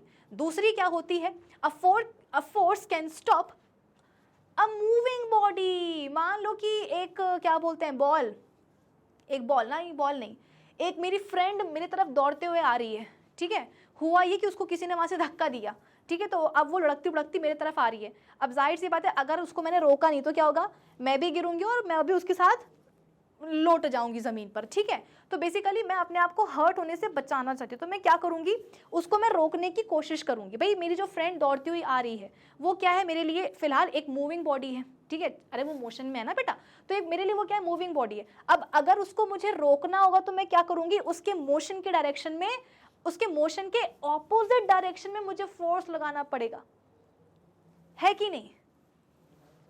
भाई फ्रेंड आ रही मेरी तरफ दौड़ते दौड़ते दौड़ते दौड़ते स्पीड में आ रही है, और क्या करेगी, बिल्कुल आकर के फोर्स लगा देगी मेरे ऊपर, गिर जाएगी मेरे ऊपर। तो अगर मैं उसको रोकना चाहती हूँ तो मैं क्या करूँगी, जिस डायरेक्शन में वो आ रही है दौड़ते दौड़ते, उसके ऑपोजिट डायरेक्शन में मैं क्या करूँगी, फोर्स लगाऊंगी ताकि वो रुक जाए। मान लो कि बॉल ऐसे आ रही तुम्हारे सामने, तुम्हें रोकना है तो तुम क्या करोगे, हाथ लगाओगे, पैर लगाओगे उसको रोकने के लिए, मतलब तुम फोर्स लगाओगे, तब जाकर के एक मूविंग ऑब्जेक्ट क्या करेगा बेटा, रेस्ट पर आएगा। तो ये दोनों चीजें पॉसिबल है फोर्स के साथ, कि फोर्स क्या कर सकता है, रेस्ट पर पड़े हुए ऑब्जेक्ट को मोशन में ला सकता है, और मूविंग ऑब्जेक्ट को वो रेस्ट पर ला सकता है। आई बात समझ में। चलो next point, a force can change the speed of a moving body. Exactly, मान लो कि यहां से कोई बॉल तुम्हारे सामने से गुजर रही है। अब हमें भी तो क्या होता है, हमें भी तो कीड़ा होता है, अगर बॉल जा रही है तो उसको जाने दो, हम क्या करेंगे, जाकर के उसको एक किक मार देंगे, लात मार देंगे। तो किक मतलब क्या बेटा, तुमने फोर्स ही तो लगाया है ना बॉल के ऊपर, तो तुम्हारे फोर्स लगाने से क्या होगा, बॉल स्पीड से जो है जाना शुरू कर देगी, मतलब बॉल की जो स्पीड है, जो वेलोसिटी है वो बढ़ जाएगी। ऑलरेडी बॉल मोशन में थी, रेस्ट पर नहीं थी, ऑलरेडी वो चल रही थी, मूव कर रही थी, तुम्हारे सामने से निकल रही थी, तुम्हारे सामने से गुजर रही थी। तुमने क्या करा, जाकर के उस पर लात मार दी, मतलब कि तुमने किक मार दिया। किक मारना मतलब क्या, कि तुमने अपने पैर से उसके ऊपर फोर्स लगा दिया, और उस फोर्स से क्या होगा, उसकी वेलोसिटी, उसकी स्पीड बढ़ जाएगी। अब बॉल तेजी के साथ क्या होगा, वहां निकल जाएगी। तो यहाँ पर यही तो बोला गया है कि फोर्स क्या कर सकता है, एक मूविंग बॉडी की वेलोसिटी को, स्पीड को चेंज कर सकता है। चेंज मतलब बेटा पॉजिटिव भी होता है, नेगेटिव भी होता है। यहाँ पर तुमने किक मार के क्या किया था, बॉल की वेलोसिटी बढ़ा दी थी, और अगर तुम चाहते तो तुम बॉल की स्पीड को कम भी कर सकते थे, है ना। वही जैसे कि बॉल तुम्हारी तरफ आ रही थी बहुत तेजी के साथ, तुमने क्या करा, उसको ऐसे हाथ लगा करके रोकने की कोशिश करी, मतलब तुमने फोर्स लगाया, और उस फोर्स से क्या हुआ, उसकी वेलोसिटी कम हो गई। तो फोर्स एक मूविंग बॉडी की स्पीड को भी चेंज कर सकता है। चेंज मतलब कि बढ़ा भी सकता है और कम भी कर सकता है, ठीक है। Next, a force can change the direction of a moving body. Obviously अगर मेरे सामने से ऐसे कोई गुजर रहा है और मैं चाहती हूँ कि ये यहाँ जाकर के ना, मतलब यहाँ ना जाए, वहाँ जाए, तो मैं क्या करूँगी, उसको जाकर के धक्का मार दूंगी। मेरे पास एक बहुत ही प्यारा सा इससे रिलेटेड GIF है, ये देखो। अच्छा खासा दो साइकिलिस्ट हैं बेटा, वो साइकिलिंग करते करते आ रहे थे। ये वाला जो बंदा है वो सामने की तरफ आ रहा था, मतलब तुम्हारी तरफ आ रहा था, ठीक है ना। इसने क्या करा, इसने जाकर के उसको धक्का मार दिया, तो अब वो अपनी साइकिल सहित कहाँ मुड़ गया, मतलब राइट में मुड़ गया, मतलब उसके मोशन का डायरेक्शन चेंज हो गया। यही समझाना चाह रही थी मैं कि फोर्स क्या कर सकता है, मूविंग बॉडी के, मतलब बॉडी के मोशन का डायरेक्शन भी चेंज कर सकता है, ठीक है। Next, a force can change the shape and the size of a body. Of course, मान लो कि मेरे पास क्या है, एक मेरे पास एक वो है, स्प्रिंग है। स्प्रिंग सभी आप लोग जानते होंगे, है ना। मेरे पास एक स्प्रिंग है, तो स्प्रिंग को यदि मैंने, जैसे कि मेरे पास एक स्प्रिंग है, वो ऐसी है, इतनी मतलब लंबाई की है, अगर इसके दोनों एंड्स को मैंने पकड़ा और पकड़ करके खींच दिया, तो मैं क्या कर रही हूँ, स्प्रिंग को स्ट्रेच कर रही हूँ। बेटा स्ट्रेचिंग भी क्या है, स्ट्रेचिंग भी तो एक तरीके का फोर्स ही है ना। तो स्ट्रेच करने से क्या होगा, स्प्रिंग की जो लंबाई है वो बढ़ जाएगी, इतनी लंबी हो जाएगी। यस और नो? अरे होगा कि नहीं होगा, वही तो पूछा जा रहा है। तो इसकी लेंथ बदली कि नहीं, इसका साइज चेंज हुआ कि नहीं हुआ। मान लो कि मेरे पास एक वो आता है ना, क्या बोलते हैं उसको, स्लाइम। पता नहीं तुम लोगों ने मतलब खेला है कि नहीं खेला है। स्लाइम छोड़ो, क्ले से तो सब नहीं खेला होगा, है ना। तो क्ले जो होता है बेटा, उसके ऊपर आप थोड़ा सा अपने हाथों से फोर्स लगाओगे, तो फोर्स लगाने से क्या होता है, वो किसी भी शेप में ढल जाता है। मान लो कि मेरे पास एक क्ले है, उसके ऊपर मैंने फोर्स लगाया, तो क्या हुआ, वो फोर्स लगाते लगाते सिलेंड्रिकल हो गया शेप में, और फोर्स लगाया तो एकदम राउंड हो गया शेप में। तो कहने का मतलब ये है कि एक फोर्स क्या कर सकता है, ऑब्जेक्ट का साइज, उसका शेप भी चेंज कर सकता है। आई बात समझ में कि नहीं आई? कि मान लो कि मेरे पास क्या है, ये इस तरीके की वो है, एक बॉल है। अरे कहाँ गई बॉल, ये देखो, इसको मैंने पकड़ करके ऐसे दबा दिया, तो इसका शेप चेंज हुआ कि नहीं हुआ। फिर तो यहाँ पर मैं क्या कर रही हूँ, मैं स्क्वीज कर रही हूँ ना बॉल को, तो स्क्वीजिंग भी क्या एक तरह का फोर्स ही तो है। तो ये बेटा 5 पॉइंट्स जो होते हैं, ये फोर्स के बारे में, याद रखने तुम्हारे लिए बेहद जरूरी हैं कि फोर्स क्या क्या, जो अपन बोलते हैं ना कि फोर्स दिखता नहीं है, सिर्फ हम उसको जज कर सकते हैं किस बेसिस पर, वो जो इफेक्ट्स कॉज करता है एक ऑब्जेक्ट के ऊपर, उन इफेक्ट्स के बेसिस पर हम जज कर सकते हैं एक फोर्स को। तो भाई सवाल ये उठता है कि मैम अब ये बता दो कि फोर्स कौन कौन से इफेक्ट्स कॉज करता है ऑब्जेक्ट के ऊपर। तो ये 5 इफेक्ट वो कॉज कर सकता है। रेस्ट से मोशन में ला सकता है बॉडी को, मूविंग बॉडी को वो रेस्ट पर ला सकता है, स्पीड को चेंज कर सकता है, बढ़ा भी सकता है, कम भी कर सकता है, उसके अलावा ऑब्जेक्ट के मोशन का डायरेक्शन चेंज कर सकता है, और लास्टली वो ऑब्जेक्ट के शेप और उसके साइज को भी चेंज कर सकता है। तो जब भी आपको किसी ऑब्जेक्ट के अंदर इनमें से कोई भी एक चेंज नजर आ जाए, इफेक्ट नजर आ जाए, तो समझ जाना उसके ऊपर क्या लगा है, फोर्स लगा है। ये मान लो कि एक ऑब्जेक्ट है तुम्हारे सामने, वो रेस्ट से मोशन में आ गया, तो समझ जाना उसके ऊपर फोर्स लगा है। मान लो कि तुम्हारे तरफ एक ऑब्जेक्ट आ रहा था, मूविंग ऑब्जेक्ट था, आते आते रुक गया, रेस्ट पर आ गया, तो समझ जाना कि उस मूविंग बॉडी के ऊपर फोर्स लगा होगा, तभी वो तुम तक आते आते रेस्ट पर आ गया। ठीक है। यदि किसी ऑब्जेक्ट की वेलोसिटी या स्पीड में चेंज आया है, बढ़ गई है, कम हो गई, इसका मतलब क्या, वहां पर फोर्स लगा होगा बॉडी के ऊपर। ठीक है। अगर उसके मोशन का डायरेक्शन चेंज हो गया होगा तो समझ जाना बॉडी के ऊपर जो है ना फोर्स लगा होगा। यदि शेप चेंज हो गया, साइज चेंज हो गया, तो समझ जाना उस बॉडी के ऊपर फोर्स लगा होगा। तो जब भी तुम्हें जीवन में बेटा किसी भी ऑब्जेक्ट या बॉडी के ऊपर ये 5 में से कोई भी एक चेंज नजर आ जाए, मैं ये नहीं कहती हूँ कि ये 5 चेंजेस होने ही चाहिए तब जाकर के हम ये कंक्लूड करेंगे कि हाँ इसके ऊपर क्या लग रहा है, फोर्स लग रहा है। भाई अगर एक बॉल जा रही है, उसको मैंने लात मार दी, तो क्या होगा, उसकी स्पीड बढ़ जाएगी, वो एक चेंज तुमको देखने को मिलेगा। ऐसा तो नहीं होगा ना कि उसको किक करने के बाद क्या हुआ, किक करने के बाद जो है उसका डायरेक्शन भी चेंज हो जाए मोशन का। भाई हो सकता है कि जिस डायरेक्शन में बॉल जा रही है, मैंने उसी डायरेक्शन में उसको किक करा, उसी डायरेक्शन में मैंने क्या करा, उसके ऊपर फोर्स लगाया, तो मोशन का डायरेक्शन चेंज नहीं हुआ, लेकिन हाँ स्पीड जरूर उसकी चेंज हो गई।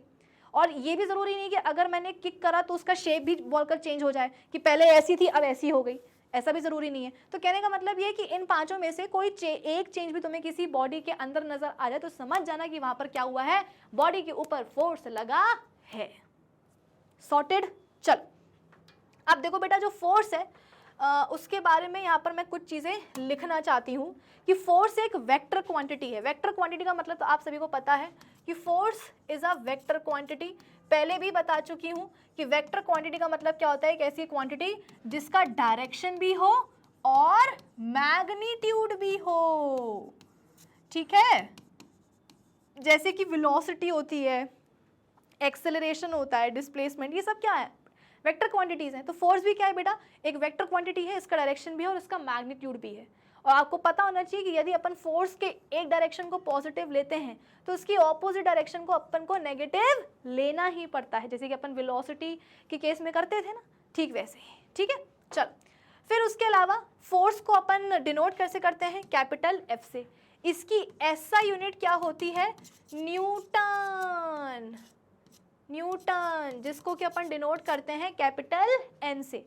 ये कुछ ज़रूरी बातें हैं फोर्स के बारे में जो आपके लिए जानना बेहद ज़रूरी है। पहली बात तो ये कि फोर्स को डिफाइन करना सीख लो, फोर्स क्या क्या इफेक्ट्स कॉज करता है एक बॉडी के ऊपर, 5 वो वाले वो मैंने आपको पढ़ा दिए। उसके अलावा कुछ एडिशनल पॉइंट्स हैं कि भाई एक वेक्टर क्वांटिटी है, इसका डायरेक्शन भी है, मैग्नीट्यूड भी है। यदि फोर्स के एक डायरेक्शन को आप पॉजिटिव लेते हो तो उसकी ऑपोजिट डायरेक्शन को आपको नेगेटिव लेना पड़ेगा। उसके अलावा फोर्स की SI यूनिट क्या होती है, न्यूटन, जिसको कि अपन डिनोट करते हैं कैपिटल N से। ये सारी बातें मैं ये मान के चलती हूँ कि अब तक तुम्हें समझ में आ गई होंगी। ठीक है। चलो अब अपन एक काम करते हैं, अब जो है अपन आगे बढ़ते हैं, थोड़ा सा रीड कर लेते हैं। अभी तक अपन ने कुछ खास रीडिंग नहीं लगाई अपनी स्लाइड्स की। कुछ बच्चे बोलते हैं कि मैम आप रीडिंग लगवा दिया करो तो हमें अच्छा लगेगा। मैंने कहा चलो ठीक है। देखो, when we want to open a door, अगर हम किसी डोर को खोलना चाहते हैं उसको हम धक्का मारते हैं, है ना।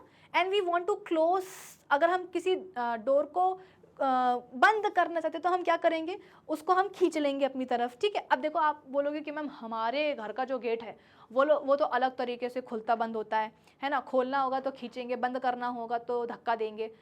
अलग अलग गेट है बेटा, अलग अलग तरीके से खुलते बंद होते हैं। मतलब कुल मिलाकर के ये कि अगर गेट को खोलना या बंद करना हो तो उसको धक्का देना पड़ेगा और उसको खींचना भी पड़ेगा। तो पुल और पुश तो हर गेट झेलता ही है, वो फोर्स झेलता ही है। ठीक है। This means that to move body या फिर कोई भी object, it has to either to be pushed या पुल्ड। अगर किसी भी बॉडी को मूव कराना है तो उसको पुश करना पड़ेगा या फिर पुल तो करना ही पड़ेगा। The direction in which body is pushed या pull is said to be the direction of the force. और जिस डायरेक्शन में धक्का लगाया गया है, फोर्स लगाया, मतलब जिस डायरेक्शन में आप बोल सकते हो कि बॉडी पुश की गई है या पुल की गई है, वही क्या बन जाता है, फोर्स का डायरेक्शन बन जाता है। तो ऑब्वियस सी बात है कि मान लो कि यहाँ पर एक टेबल पड़ी हुई है, ठीक है, और मैं इस डायरेक्शन में क्या कर रही हूँ, उसके ऊपर फोर्स लगा रही हूँ, ठीक है, तो जाहिर सी बात है, नहीं, इस डायरेक्शन में मैं क्या कर रही हूँ, उसको धक्का दे रही हूँ, तो फोर्स का भी क्या होगा, डायरेक्शन यही हो जाएगा। मान लो कि यहाँ पर कोई टेबल रखी हुई है, उसको मैं खींच रही हूँ इस तरफ, तो फोर्स का भी क्या होगा, डायरेक्शन इस तरफ ही हो जाएगा। यस और नो? चलो आगे बढ़ते हैं। If we kick a football kept on the ground with our foot, when the football starts moving, in this case the force of our foot moves a stationary football। मतलब वही है कि kick मार दिया तो रेस्ट से motion में आ गई, मतलब कि फोर्स लगा दिया। A football moving on a ground stops after some time, ठीक है ना। ये देखो, ये बॉल अच्छा खासा फ्लोर पर चल रही थी, ग्राउंड पर चल रही थी, चलते चलते क्या हुआ, रेस्ट पर आ गई। मैंने क्या बोला कि इन 5 चेंजेस में से कोई भी एक चेंज तुम्हें यदि किसी बॉडी के अंदर नजर आ जाए तो समझ जाना कि उसके ऊपर क्या लग रहा है, फोर्स लग रहा है। यानी कि अगर इस बॉल, ये देखो, बॉल सबसे पहले रेस्ट पर थी, किक मारी तो मोशन में आ गई। क्यों रेस्ट से मोशन में आ गई, क्यों आ गई, क्योंकि फोर्स लगाया। भाई जो किक मारी ना प्लेयर ने, फोर्स लगाया उसने अपने पैर से, और क्या। यहाँ पर देखो बॉल अच्छा खासा मोशन में थी, रेस्ट पर आ गई, रेस्ट से बॉल अच्छा खासा मोशन में थी, रेस्ट पर आ गई, तो मोशन से रेस्ट पर क्यों आ गई, क्योंकि 100% बॉल के ऊपर किसी ने फोर्स लगाया होगा। अब आप बोलोगे कि मैम यहाँ तो कोई नहीं दिख रहा, किसने फोर्स लगा दिया बॉल के ऊपर, तो बेटा जिस ग्राउंड के ऊपर बॉल मूव कर रही थी ना, उस ग्राउंड ने ही क्या कर दिया होगा, फ्रिक्शन फोर्स लगा दिया होगा, जिससे कि बॉल अल्टीमेटली क्या होगी बेटा, रुक गई। ठीक है, चलो next. Suppose we are moving on a bicycle at a certain speed. If someone pushes the moving bicycle from behind, then the speed of the bicycle increases and it will move faster. कि अगर हम मान लो कि cycling कर रहे हैं, किसी ने पीछे से आकर के धक्का दे दिया तो क्या होगा, स्पीड गाड़ी की बढ़ जाएगी। On the other hand, if someone pulls the moving bicycle from the behind, और अगर किसी ने आपको साइकिल चलाते चलाते किसी ने पकड़ करके पीछे से खींच लिया, पुल कर लिया, तो क्या होगा, अरे आपकी साइकिल रुक जाएगी ना, स्पीड कम हो जाएगी क्योंकि साइकिल की। If the force is applied in the direction of motion of a body, its speed increases.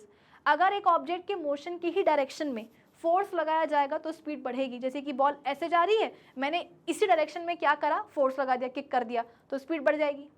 और अगर ऑपोजिट मोशन की ऑपोजिट डायरेक्शन में यदि फोर्स लगाया गया है तो स्पीड क्या होगी, कम हो जाएगी। ये तो कॉमन सेंस वाली बात है।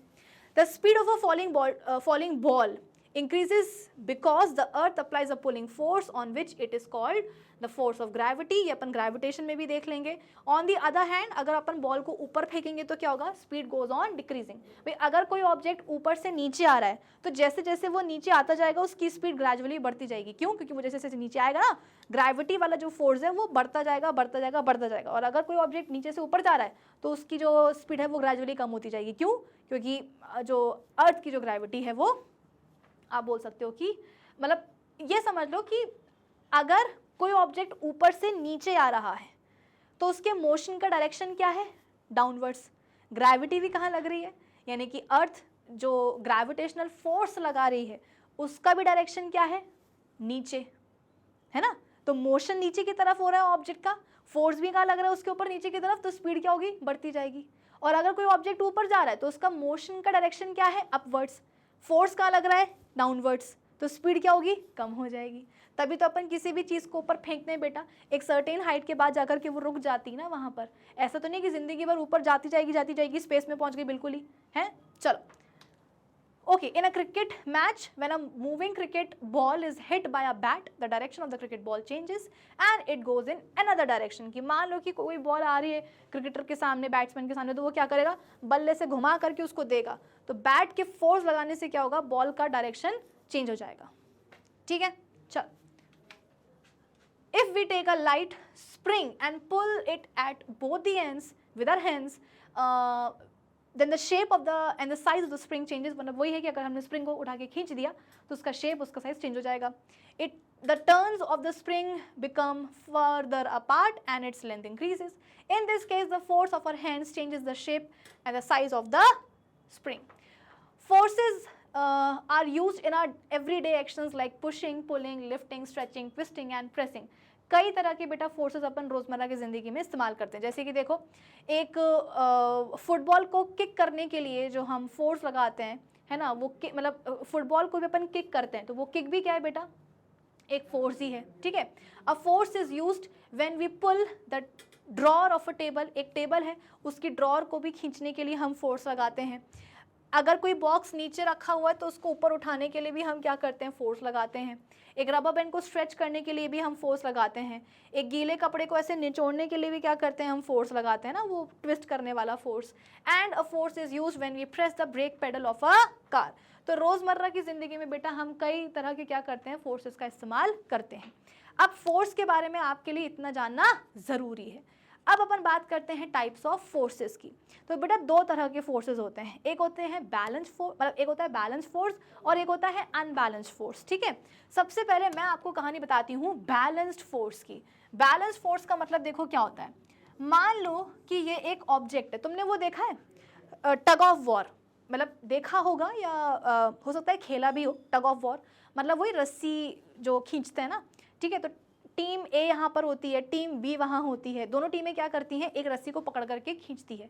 जो टीम ज़्यादा जोर से पकड़ करके रस्सी को खींच लेती है वो टीम जीत जाती है. ठीक है. लेकिन ये इतना आसान नहीं होता है और इतना जल्दी भी नहीं होता है. कभी कभी ऐसा होता है कि दोनों टीम क्या कर रही होती हैं बेटा, रस्सी को दोनों तरफ से सेम अमाउंट के फोर्स के साथ खींचती हैं.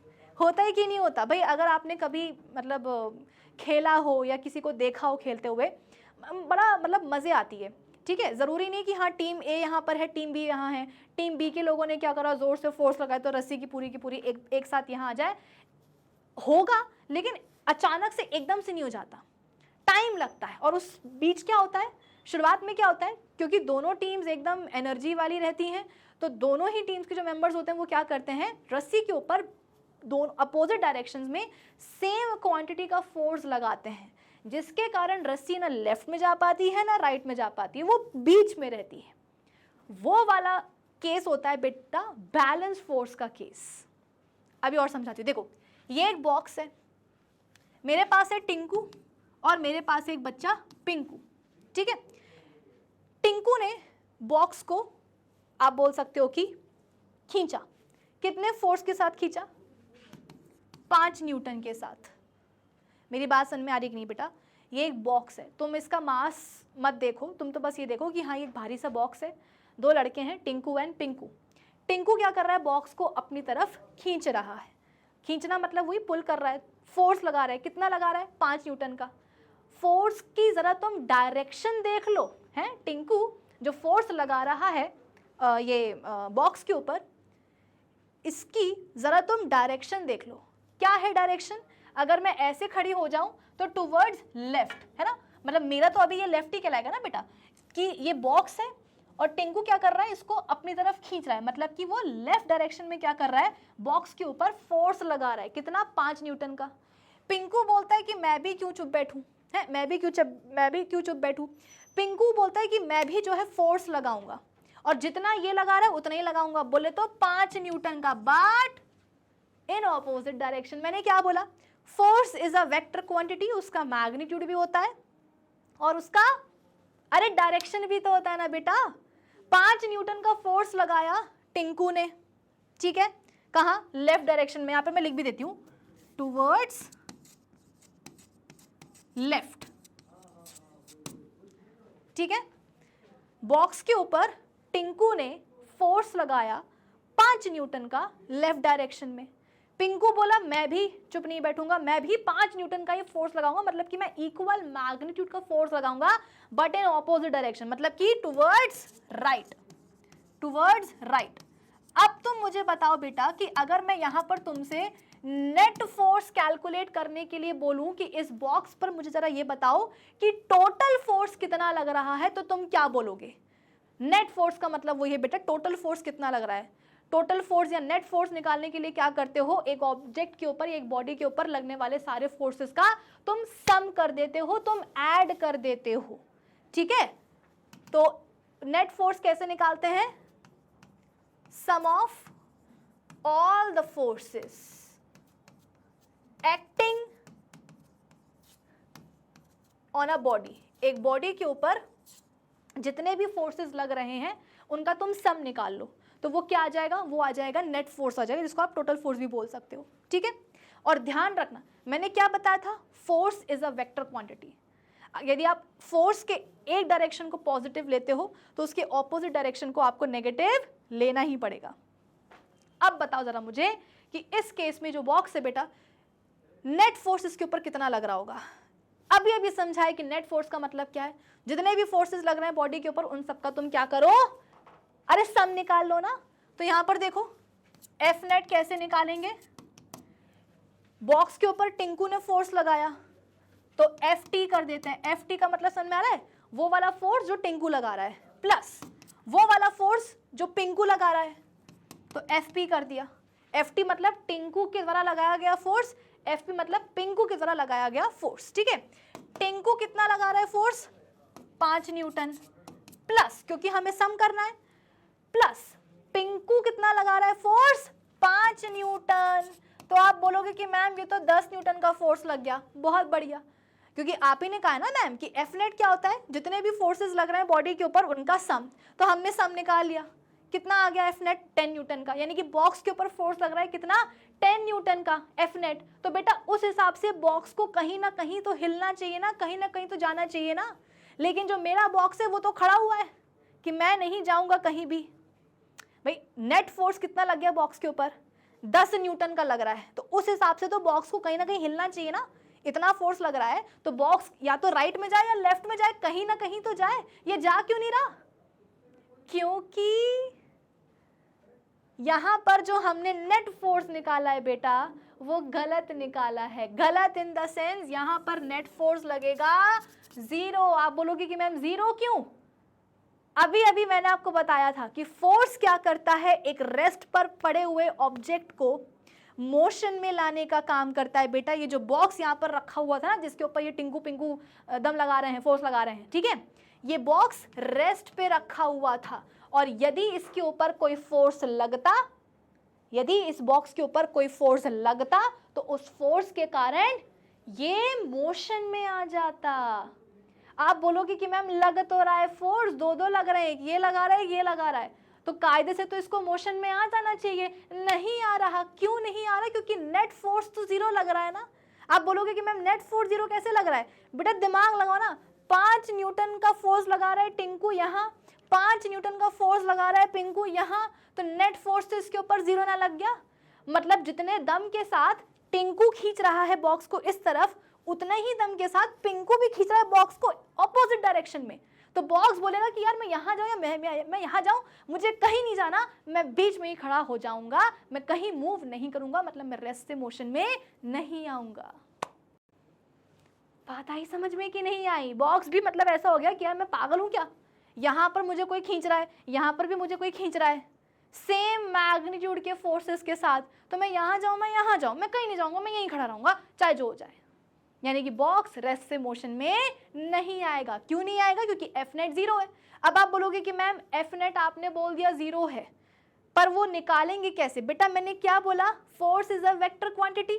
यदि उसके एक डायरेक्शन को तुम पॉजिटिव लेते हो तो उसके ऑपोजिट डायरेक्शन को नेगेटिव लेना पड़ेगा। यदि तुम जिस डायरेक्शन में टिंकू फोर्स लगा रहा है, मतलब कि टुवर्ड्स लेफ्ट डायरेक्शन, यदि तुम इसको क्या लोगे, पॉजिटिव लोगे, तो उसके ऑपोजिट डायरेक्शन को यानी कि राइट डायरेक्शन में फोर्स जो लग रहा है तुमको उसको नेगेटिव लेना पड़ेगा। तुम्हारे लिए ये मतलब कंपलसरी है, तुम इसमें ऑब्जेक्शन नहीं उठा सकते कि मैम ऐसे कैसे। या अगर आप चाहो तो इसका उल्टा भी कर सकते हैं, यानी कि जिस डायरेक्शन में पिंकू फोर्स लगा रहे टुवर्ड्स राइट डायरेक्शन, आप इस फोर्स के डायरेक्शन को पॉजिटिव ले सकते हो। अगर इसको पॉजिटिव लिया है तो फिर इसको नेगेटिव लेना पड़ेगा। किसी ना किसी बेटा एक डायरेक्शन को तो तुमको फोर्स की नेगेटिव लेना ही पड़ता है, ऑप्शन नहीं होता है तुम्हारे पास कभी कभी, ठीक है। तो जब अपन ये नेट फोर्स निकालेंगे तो अपन क्या करेंगे, +5 न्यूटन तो ठीक है, यहां पर ये जो पिंकू जो फोर्स लगा रहा है ना बेटा 5 न्यूटन, कृपा करके यहां पर उसका साइन भी रख दो, क्योंकि भाई पिंकू जिस डायरेक्शन में फोर्स लगा रहा है उसको आपने क्या करा है, उस फोर्स की डायरेक्शन को आपने नेगेटिव लिया है कि नहीं लिया है। तो जब तुम फोर्स को रखोगे ना तो उसके साइन को भी रखना, यानी कि -5 न्यूटन। तो +5 न्यूटन, ब्रैकेट खोलेंगे, बेसिक मैथ से बेटा प्लस माइनस क्या होता है, माइनस होता है। तो 5 में से 5 माइनस कर दोगे तो 0 आएगा कि नहीं आएगा, 0 आएगा कि नहीं आएगा। यानी कि जितने फोर्स के साथ यहां पर खींचा जा रहा था बॉक्स को, उतने ही फोर्स के साथ इस डायरेक्शन में भी खींच रहे हैं। तो बॉक्स बोलेगा कि यार मैं पागल हूँ क्या, मैं पागल हूँ, मैं कहीं भी नहीं जाऊंगा, मैं कहीं भी मूव नहीं करूंगा, मैं वहीं का वहीं रह जाऊंगा, मतलब कि बॉक्स रेस्ट से मोशन में नहीं आएगा। तो नेट फोर्स निकालने का तरीका तुम्हें समझ में आ गया कि जितने भी फोर्सेस लग रहे हैं ऑब्जेक्ट के ऊपर उन सबका सम निकाल लो। और जब तुम सम निकालोगे बेटा तो इंडिविजुअल फोर्सेस की वैल्यू तो आप रखोगे, मैग्नीट्यूड तो रखोगे, कृपा करके साइन भी रखना। और ध्यान रखना कि फोर्स का एक डायरेक्शन पॉजिटिव है तो दूसरा उसका ऑपोजिट डायरेक्शन नेगेटिव होगा ही होगा। और जो भी तुम यहाँ पर एफ नेट निकालते समय फोर्सेस का मैग्नीट्यूड उनकी वैल्यू रखोगे, along with their respective sign रखना कि यदि टिंकू ने फोर्स लगाया है तो उसका कितना फोर्स आया है, 5 न्यूटन, साइन क्या लोगे, उसका पॉजिटिव। और अगर उसकी ऑपोजिट डायरेक्शन में पिंकू फोर्स लगा रहा है तो उसका रखोगे तुम वैल्यू, उसका magnitude along with its respective sign, यानी कि नेगेटिव। तब जाकर के तुम्हारा एफ नेट सही सही आएगा, अदरवाइज तो गलत आ जाएगा। ये कहने को क्या हुआ है, नेट फोर्स कितना आ गया, 10 न्यूटन आ गया। 10 न्यूटन का फोर्स लग रहा है लेकिन फिर भी ये मूव नहीं कर रहा, तो गड़बड़ है ना भाई। अगर तो ऑब्जेक्ट के ऊपर फोर्स लग रहा है तो वो कुछ ना कुछ तो उसमें चेंज आएगा, रेस्ट से मोशन में आएगा, मोशन से रेस्ट में आएगा, अरे कुछ ना कुछ तो होगा ना। नेट फोर्स लगने के बावजूद अगर मोशन नहीं हो रहा, कोई चेंज नहीं आ रहा, इसका मतलब एफ नेट निकालने में कुछ ना कुछ गलती हुई है। आई बात समझ में? तो ये बेटा कहलाता है क्या, बैलेंस्ड फोर्सेस, कि दो फोर्सेस लग रहे हैं, ठीक है, दो फोर्सेस लग रहे हैं और दोनों फोर्सेस ने क्या करा है, मतलब दो फोर्सेस लग रहे हैं ना ऑब्जेक्ट के ऊपर, दोनों फोर्सेस ने क्या करा है, एक दूसरे को बैलेंस आउट कर दिया है, कैंसिल कर दिया है। तो ये केस हो जाएगा बैलेंस्ड फोर्सेस का। तो हमेशा आपको ध्यान रखना है कि जब बैलेंस्ड फोर्सेस का केस आता है तो नेट फोर्स जो लगता है बॉडी के ऊपर वो कितना लगता है, 0 लगता है। मैं यहाँ पर अलग से लिख देती हूँ कि जब भी बैलेंस फोर्सेस के केसेस आएंगे तो बॉडी के ऊपर नेट फोर्स कितना लगेगा, 0 लगेगा, जिससे कि अगर वो रेस्ट पर होगी तो फिर वो मोशन में नहीं आएगी, और अगर वो मोशन में होगी, यूनिफॉर्म मोशन में होगी, तो वो उसी में कंटिन्यू करेगी, ठीक है, वो रेस्ट पर नहीं आएगी। क्योंकि बेटा मोशन में, मतलब ऑब्जेक्ट के मोशन का स्टेट यदि चेंज करना है, मतलब ऑब्जेक्ट के यदि स्टेट चेंज करना है, रेस्ट से मोशन में आना है, मोशन से रेस्ट पर लाना है, तो इसके लिए तुम्हें फोर्स लगाना पड़ेगा। और अगर नेट फोर्स ही 0 है तो रेस्ट पे है तो वो रेस्ट पे ही रहेगी, यदि यूनिफॉर्म मोशन में तो यूनिफॉर्म मोशन में ही कंटिन्यू रहेगी, वो रेस्ट पर आएगी ही नहीं। क्यों? क्योंकि एफ नेट क्या लग रहा है, 0 लग रहा है। तो ये दो चीज़ें तुमको मेजरली याद रखनी होगी बैलेंस फोर्सेस के बारे में, कि बैलेंस फोर्सेस में क्या होता है, एफ नेट बॉडी पर 0 लगता है, जिसके कारण रेस्ट पर है बॉडी तो रेस्ट पर रहेगी, मोशन में नहीं आएगी, और अगर यूनिफॉर्म मोशन में तो यूनिफॉर्म मोशन में ही कंटिन्यू करेगी, वो रेस्ट पर नहीं आएगी। ये होते हैं बेटा बैलेंस फोर्सेस, ठीक है। चलो अब अपन बात करते हैं किसकी, अनबैलेंस फोर्सेस की। आ जाओ, अब अपन बात करते हैं अनबैलेंस फोर्सेस की। भाई बैलेंस फोर्सेस का मतलब आपको समझ में आ गया कि एक टाइम पर एक बॉडी के ऊपर जितने भी फोर्सेस लग रहे हैं, यदि सारे फोर्सेस एक दूसरे को बैलेंस आउट कर दें, कैंसिल कर दें, तो वो हो जाता है बैलेंस फोर्सेस का केस। अनबैलेंस में क्या होगा, अनबैलेंस में बैलेंसिंग नहीं हो पाएगी। जैसे कि देखो, अब मेरे पास एक ऑब्जेक्ट है, ठीक है, टिंकू इसके ऊपर फोर्स लगा रहा है लेफ्ट डायरेक्शन में, कितना लगा रहा है, 10 न्यूटन का लगा रहा है। पिंकू ने बोला कि मैं भी तो लगा सकता हूं ना, तो पिंकू ने भी बॉक्स के ऊपर फोर्स लगाया, लेकिन कहाँ, राइट डायरेक्शन में। कितना लगाया, उसने बोला कि जितना टिंकू लगा रहा है ना उतना ही मैं भी लगाऊंगा, यानी कि 10 न्यूटन का ही लगाऊंगा। मतलब कोई भी जो ना मानने को रेडी नहीं है। बॉक्स है अपना, 2 लड़के हैं अपने पास, टिंकू पिंकू। टिंकू ने बोला कि मैं इसको लेफ्ट डायरेक्शन की तरफ खींचूंगा, पुल करूंगा, मतलब फोर्स लगाऊंगा टुवर्ड्स लेफ्ट डायरेक्शन। कितना? 10 न्यूटन। तो पिंकू ने बोला कि भैया मैं भी क्या करूंगा, बॉक्स को अपने तरफ यानी कि राइट डायरेक्शन में खींचूंगा, फोर्स लगाऊंगा। कितना? इसके बराबर, यानी कि 10 न्यूटन। ठीक है, तो आप बोलोगे मैम ये तो फिर से क्या हुआ, बैलेंस फोर्सेस की कंडीशन हो गई, बॉक्स तो वहीं का वहीं रहेगा। एग्जैक्टली वो टग ऑफ वॉर वाली जो मैं आपको बता रही थी ना कि स्टार्टिंग में क्या होता है, स्टार्टिंग में दोनों ही टीम्स के मेंबर्स में काफ़ी एनर्जी होती है। ठीक है, तो जितने दम के साथ टीम ए के मेंबर्स खींचते हैं उतने ही दम के साथ टीम बी के भी क्या होते हैं, मेंबर्स खींचते हैं। तो जो रस्सी है वो कहीं नहीं जाती, स्टार्टिंग में रस्सी बीच में रहती है। फिर धीरे धीरे क्या होता है, मेंबर्स की, टीम के मेंबर्स की जो एनर्जी है वो डाउन होने लग जाती है और फिर क्या होता है, अगर अचानक से किसी एक टीम ने ज़्यादा फोर्स लगा दिया तो रस्सी आ जाएगी उनके पास और वो टीम जीत जाती है।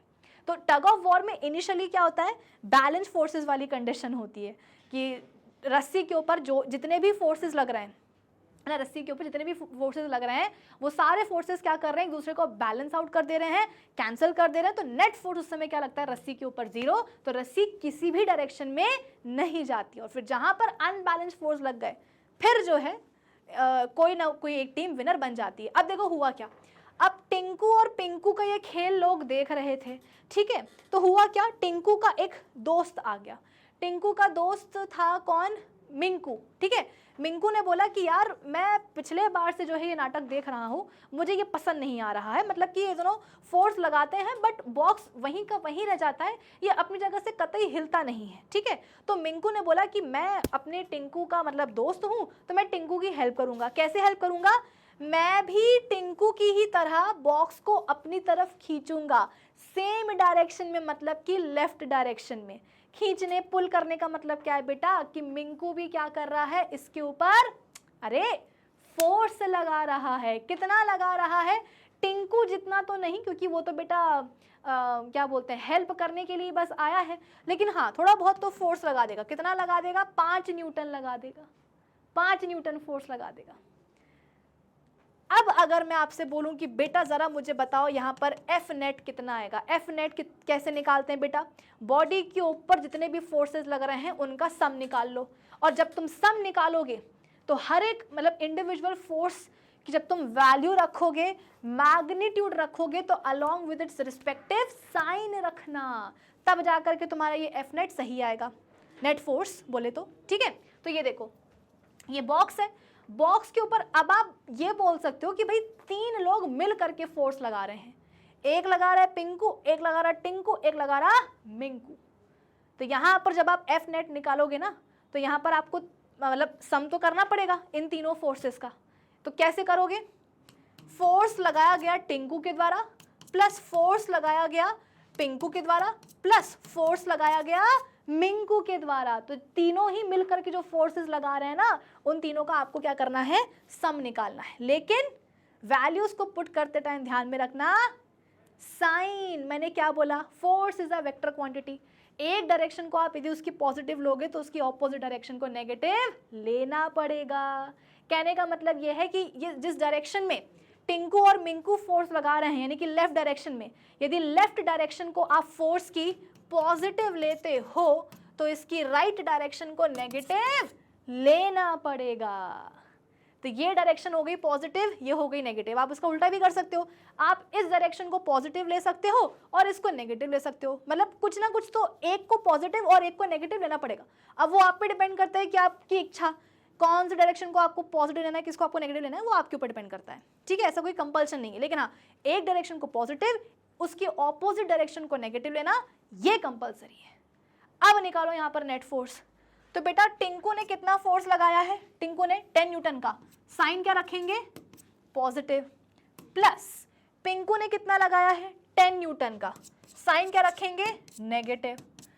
मिंकू ने कितना फोर्स लगाया है 5 न्यूटन का, साइन क्या लगाएंगे, पॉजिटिव। अब जरा इसको सॉल्व करो बेटा, ब्रैकेट खोलेंगे, पॉजिटिव नेगेटिव नेगेटिव हो जाएगा, यानी कि 10 न्यूटन है ना plus 10 Newton -10 Newton plus 5 Newton, तो ये क्या होगा, ये +10 -10 न्यूटन कट जाएगा, बचेगा कितना 5 न्यूटन, यानी कि एफ नेट कितना आ गया बेटा, नेट फोर्स आ गया बॉक्स के ऊपर 5 न्यूटन, यानी कि बॉक्स के ऊपर नेट फोर्स कितना लगेगा, 5 न्यूटन का लगेगा। तो बेटा यदि बॉक्स के ऊपर 5 न्यूटन का फोर्स लग रहा है, नेट फोर्स, तो कहीं ना कहीं तो वो रेस्ट से मोशन में आएगा कि नहीं आएगा, भले ही कम स्पीड में आए, थोड़ा बहुत ही आगे बढ़े, लेकिन एटलीस्ट रेस्ट से मोशन में तो आएगा ना।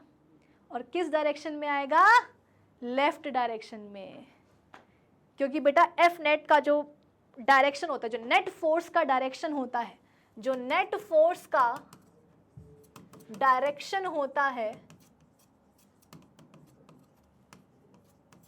वही डायरेक्शन मोशन का भी हो जाता है, कि भाई जिस डायरेक्शन में नेट फोर्स लग रहा होगा उसी डायरेक्शन में आप बोल सकते हो कि जो ऑब्जेक्ट है उसका मोशन भी हो जाएगा, तो होगा वही डायरेक्शन होगा ऑब्जेक्ट का, या बॉडी भी बोल सकते हो, एक ही बात है, ठीक है। तो यहां पर आप बोल सकते हो बेटा ये क्या हो गया है, ये हो गया है अनबैलेंस्ड फोर्सेस का केस। अनबैलेंस्ड का मतलब समझते हो ना, बैलेंस में क्या था कि जितने भी फोर्सेस लग रहे हैं बॉडी के ऊपर, वो सब क्या कर रहे थे, एक दूसरे को बैलेंस कर दे रहे थे, जिससे कि एफ नेट 0 आ रहा था। यहाँ पर अनबैलेंस्ड फोर्सेस लग रहे हैं कि जितने भी फोर्सेस लगे, सारे फोर्सेस ने एक दूसरे को कैंसिल आउट नहीं कर दिया, बैलेंस आउट नहीं कर दिया, तभी तो एफ नेट कितना आया, नॉन जीरो। नॉन जीरो का मतलब क्या है, जीरो के अलावा कोई वैल्यू आई है नेट फोर्स की, इसको अपन बोलते हैं अनबैलेंस्ड फोर्सेस का केस। तो हमेशा ध्यान रखना कि बैलेंस फोर्सेस के केस में ऑब्जेक्ट के ऊपर जो नेट फोर्स लगता है वो होता है 0, और in case of unbalanced forces object के ऊपर जो नेट फोर्स लगता है वो होता है नॉन जीरो। जीरो नहीं होगा नेट फोर्स, कुछ ना कुछ तो होगा, भले कम हो ज्यादा हो, लेकिन जीरो नहीं होगा, जिसके कारण ऑब्जेक्ट यदि रेस्ट पर है तो मोशन में आ जाएगा, मोशन में है तो रेस्ट पर आ जाएगा, ठीक है। चलिए आगे बढ़ते हैं। If the resultant of all the forces acting on a body is 0, resultant मतलब वही जो नेट फोर्स यदि आ रहा है बॉडी के ऊपर, वो कितना आ रहा है, 0 आ रहा है, तो उसको अपन क्या बोलेंगे, बैलेंस फोर्सेस बोलेंगे बेटा। A body under the action of balanced forces does not change its position of rest or of uniform motion and it appears as if no force is acting on it। भाई अगर एक body के ऊपर net force 0 लग रहा है, total force समझ लो, अगर लग ही नहीं, भाई टोटल फोर्स या नेट फोर्स 0 होने का मतलब क्या है कि कुल मिलाकर के फोर्स लग ही नहीं रहा है। तो अगर फोर्स ही नहीं लगेगा तो उसमें बॉडी में किसी तरह का आपको चेंज दिखेगा ही क्यों, वो बॉडी ना रेस्ट से मोशन में आएगी ना यूनिफॉर्म मोशन से रेस्ट पर आएगी, वो जैसी है वो वैसी की वैसी रहेगी, ठीक है। ये कब होता है, बैलेंस फोर्सेस में। Then unbalanced forces, if the resultant of all the forces acting on a body is non zero, कि कुछ ना कुछ तो टोटल फोर्स या नेट फोर्स लग रहा है बॉडी के ऊपर, जीरो नहीं, तो वो होगा अनबैलेंस्ड फोर्सेस का case. When unbalanced forces act on a body, they produce a change in its state of rest या uniform motion. That is, unbalanced forces can move a stationary body or they can stop a moving body. Rest से motion में और motion से rest में लाने का काम कौन करते हैं, unbalanced forces करते हैं। और इसीलिए बेटा जब अपन ये force की definition पढ़ रहे थे तो यहाँ पर क्या लिखा था कि a force cannot be seen, a force can be judged only by the effects which it can produce in various bodies या objects around us, ठीक है। उसके अलावा एक और स्टेटमेंट यहाँ पर हमने पढ़ा था, कहाँ गया वो स्टेटमेंट,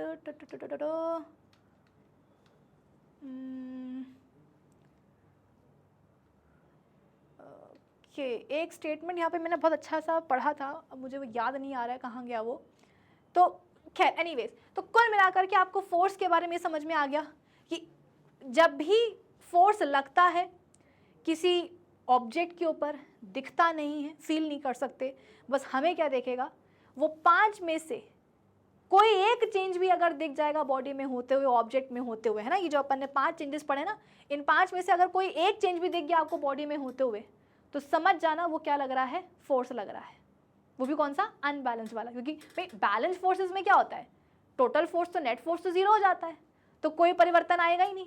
परिवर्तन कब आएगा, चेंज कब आएगा, जब लग रहे होंगे अनबैलेंस्ड फोर्सेस। अब इसके ऊपर सवाल बनते हैं बेटा, लेकिन सवाल आज नहीं, मैं आपको करवाऊंगी अगले लेक्चर में, ठीक है। और अभी के लिए अपने काम करते हैं, फटाफट से इतना जो इतना आपकी एनसीईआरटी बुक में लिखा हुआ है वो अपन रीड कर लेते हैं, इसके बाद में आपका ये जो टॉपिक है ये हो जाएगा finish.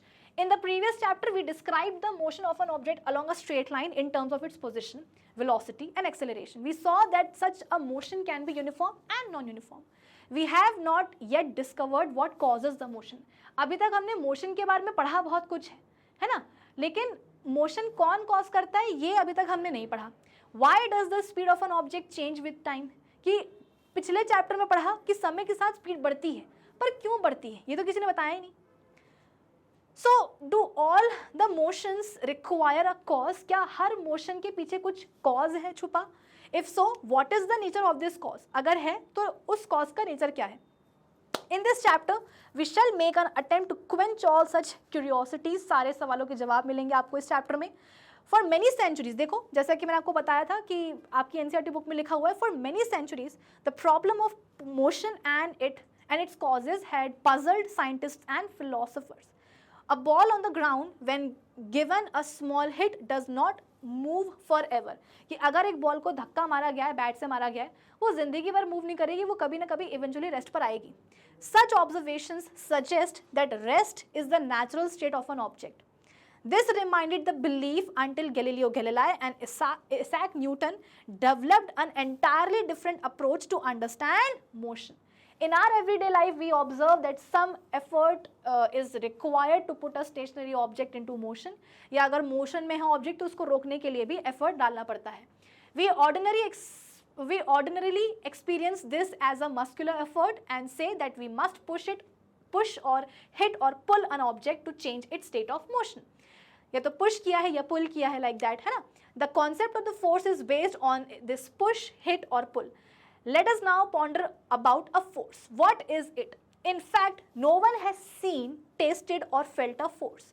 However, we always see or feel the effect of a force. It can only be explained by describing what happens when a force is applied to an object. कि फोर्स लगने से क्या हुआ है ऑब्जेक्ट के ऊपर, आप सिर्फ उसी तरीके से फोर्स को डिफाइन कर सकते हो। पुशिंग, हिटिंग या pulling of the objects are all ways of bringing object in motion. They move because we make a force act on them. From your studies in earlier classes, you are also familiar with the fact that a force can be caused to change the magnitude of the velocity of an object or to change its direction of motion. जैसा कि मैंने आपको वो 5 changes बताए हैं जो force cause करता है एक ऑब्जेक्ट के अंदर, कि मोशन का डायरेक्शन चेंज कर देगा, वेलोसिटी चेंज कर देगा, शेप साइज चेंज हो जाएगा, लाइक दैट, ठीक है। बैलेंस एंड अनबैलेंस फोर्सेस, यहाँ पर जो है बेसिक से एग्जाम्पल दिया हुआ है। Figure 8.3 shows a wooden block on a horizontal table. 2 strings x and y are tied to the 2 opposite faces of the block as shown. If we apply a force by pulling the string x, the block begins to move to the right. Similarly, if we pull the string y, अगर y string को खींच देंगे तो क्या होगा, box यहाँ जाने लग जाएगा। अच्छा, अगर दोनों साइड से फोर्सेस लगाएंगे, इक्वल फोर्सेस, तो ब्लॉक जो है मूव नहीं करेगा। Such forces are called balance forces and do not change the state of rest or of uniform motion of an object. Balance forces अगर लगते हैं बेटा बॉडी के ऊपर तो रेस्ट पे होगा ऑब्जेक्ट, तो रेस्ट पे रहेगा, मोशन में होगा तो मोशन में रहेगा, स्टेट चेंज नहीं होगा। Now let us consider a situation in which 2 opposite forces जो हैं डिफरेंट मैग्नीट्यूड वाले ब्लॉक को खींच रहे हैं। In this case the block किसी एक डायरेक्शन में मूव करेगा जहां पर ग्रेटर फोर्स लग रहा होगा। दस द 2 फोर्सेस वहां पे जो लग रहे हैं वो बैलेंस नहीं है, वो कैसे हैं, अनबैलेंस्ड हैं। और अनबैलेंस्ड फोर्सेस ये क्या करते हैं बेटा, स्टेट को चेंज करते हैं। Okay, the box does not move because of the friction acting in a direction opposite to the push. This friction force arises between 2 surfaces in contact. Friction के बारे में आप 8th क्लास में पढ़ चुके हैं। Between the bottom of the box and the floor's rough surface, it balances the pushing force and therefore the box does not move. The children push the box. अच्छा, ये कुछ आपकी एनसीईआरटी बुक में images दी हुई है बेटा, उन्हीं के ऊपर जो ना ये सब बातें बोली गई हैं। ये देखो, ये वाली इमेजेस, ठीक है। एनीवेज, तो आज के इस सेशन के लिए बस इतना ही। आज अपन ने force, balance and unbalance forces के बारे में सारी बातें कर ली हैं। कुछ सवाल हैं जो मैं आपको सॉल्व करवा दूंगी अगले लेक्चर में। और इस सेशन के लिए बस इतना ही। मिलते हैं अपने अगले सेशन में, तब तक के लिए keep learning with definite success Pathshala. Bye bye, have a great day.